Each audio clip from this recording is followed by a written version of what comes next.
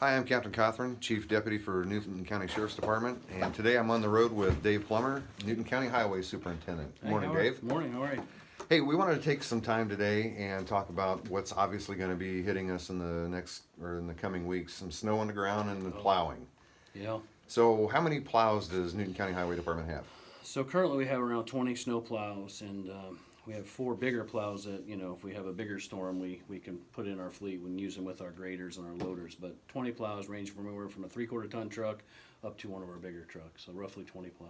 And the 3/4 tons are what's doing the subdivisions? Yeah, they do our subdivisions and smaller areas and intersections and stuff to help out our big trucks. Yes. How many road miles are in Newton County? We have roughly 660 road miles. That includes Wow. all gravel roads too. So a little information on that. Our gravel roads are considered our secondary roads, and we usually want at least 3 inches plus snow on those roads before we'll actually hit them. So we try to focus more on the asphalt, chip and seal roads first, and then we kind of come back and hit those gravel roads. Now we do have some of our maps do have highlighted areas that we have identified gravel roads that drift, and we will hit those to make sure that those folks can get in and out too. So, Okay. so we've taken time to identify a lot of different things on roads. Okay. And the area of the county is divided into, what, 9 areas? Yeah, we have 9 areas, 10 townships, but we have nine guys that are in townships, and roughly it takes one driver about 8 hours to do a township. So when you see our drivers out there, I mean, it's about an 8-hour turn to get the whole township done. And then we have roughly the rest of our drivers. We have about 7 drivers, including myself and the other assistant superintendent. We run the routes, or some of our subdivisions up north and some of our stuff down south. We run those. Okay. And I'm sure you have some priority roads.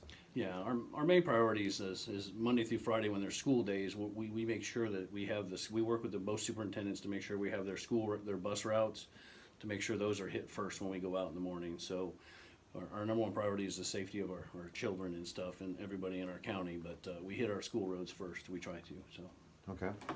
And talking about the school roads, I know we get a lot of calls about from the schools, and I know our midnight officers try to relay the information to the dispatchers when the school calls, let them know what the road conditions are.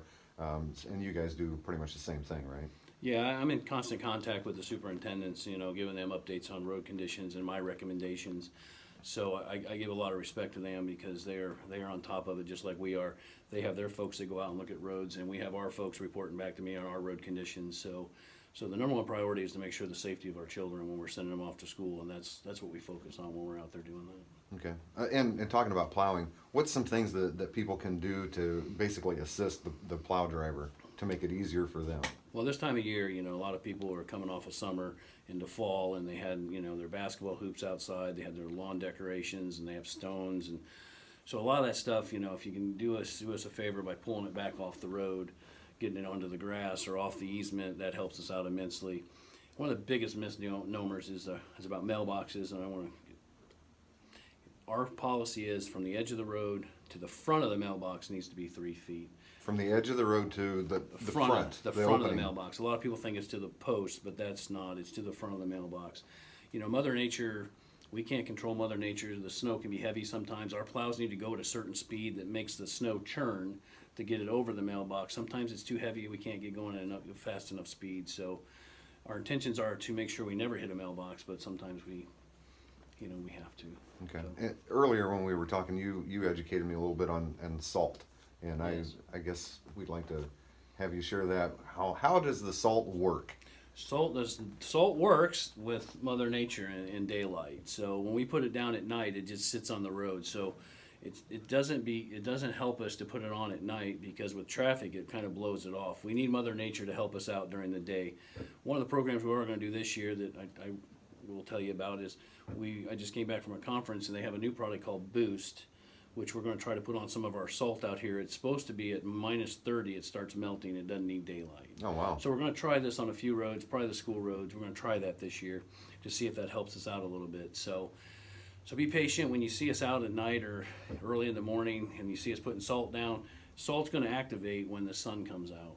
Okay. It's going to give you traction, but it's not a miracle right away. I mean, it works. It just takes a little bit of time, so it has to activate. And do you guys still sand like intersections? Yes, we do a sand salt mix. Okay. Says the sand is heavier and it holds down to the road, so we'll do a sand salt mix. So that's And what that's we usually run. the intersection stop Yes, signs? yes, and we use and up in some of the subdivisions and around our courthouses and stuff, we use a pure salt. Around the schools, we use a pure salt. It just works a little better. So Okay.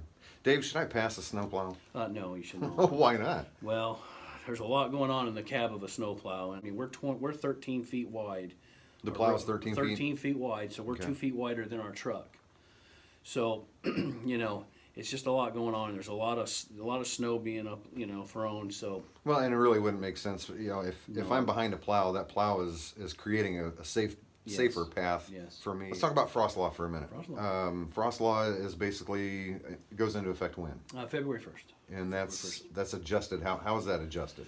We go out every day and monitor the roads and see. We can look at our gravel roads. We can tell by the density. We can tell by how much frost is in the ground, by the water that's on the road. So we have ways and mechanisms to determine if a road can be lifted or not. And frost law is basically designed to help protect your road. It's protecting our roads. There's a lot of money of the taxpayer dollars that are invested in these roads, and we want to protect our roads. Yes. Okay, so if someone has a project going on, it's February, March, frost law may be in effect. Let's back up. How do I find out if frost law is in effect or not? You can call our number. We have a number, a direct line. It's 219-285-5109.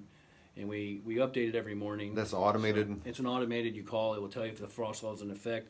Sometimes we'll lift it if we see it's all of a sudden froze again. We can lift it. It's just a quick way to get an answer if you want to check it out. But if I have a project going, if I have a crane out setting trusses or have to get a load of feed in, something like that, is there a permit process where Yes. there can be an exception? Yes, so they call into our office. We're here from 6 to 2, Monday through Friday. Okay. And they call into the office, and Kathy or myself will be here, or they'll get a hold of us, and we'll sign off on it, and we'll send you a copy to an email, or we'll take a picture and send it to you. And all we ask is you have that in the cab of the vehicle that is on one of those roads, just in case a law enforcement officer was to stop them. They can show them that they have followed the proper procedures to get that permit. So. Okay. Let's talk about services. I understand you're going to do something different with your phone system this year.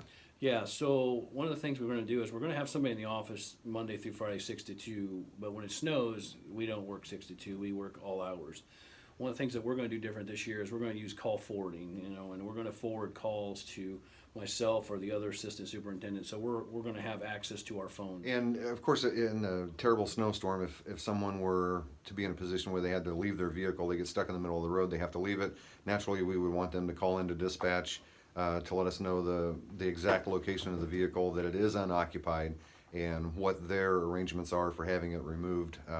We don't want your plows to come up on that, especially if there's a lot of snow that comes off of that. Absolutely. We don't want them not to see the vehicle, obviously. So some communication there, that if they call the sheriff's office, let us know where the vehicle is, what the arrangements are, when it would be removed. Let's finish up with some driving tips. When snow and ice starts hitting the roads, everybody has that lapse of memory of what it was like the last time. What we would like to see is people increase their following distance. What's normally safe on good road conditions isn't safe with snow and ice. So allow yourself a lot more distance between the vehicle in front of you and yourself. The other thing is allow some extra time for travel. If it normally takes you a half hour to get there, there's snow, ice, the road conditions aren't that great. Allow some extra time so you're not in a rush or in a hurry. What should people carry with them in their vehicle? What do you think? Well, kind of like our trucks too. Everybody gets stuck. I'm not afraid to say it. If you don't get stuck here, then you're not doing something right. So, that's an honesty there. Right. So, but what we do is we carry a bag. We have blankets. We have water. We have protein bars. We have toe straps, jumper cables. So we're equipped. If something was to happen, we'd be warm. We'd have the necessities to be there. So in a car, I would do the same thing. I'd want a blanket, water, power bar. They make toe straps for cars. They're not very expensive. They're very small. They fit in the back of your trunk. Jumper cable. And obviously, people will forget to eat throughout the day, but they won't forget their cell phone. So Yeah. obviously, you want your charged cell phone and charging cable in your vehicle Yes. as well, because your battery will go out pretty quick. Anything else we need to cover today? Just be safe is all we ask. Is just respect the plow. We're out there for you guys to make sure you get to and from wherever you're going safely, and it just it's all we ask. Just be safe when you're out there. All right. Well, Dave, I appreciate your time this morning. Thank you very much. All right. All No right. problem. Thank you. You bet.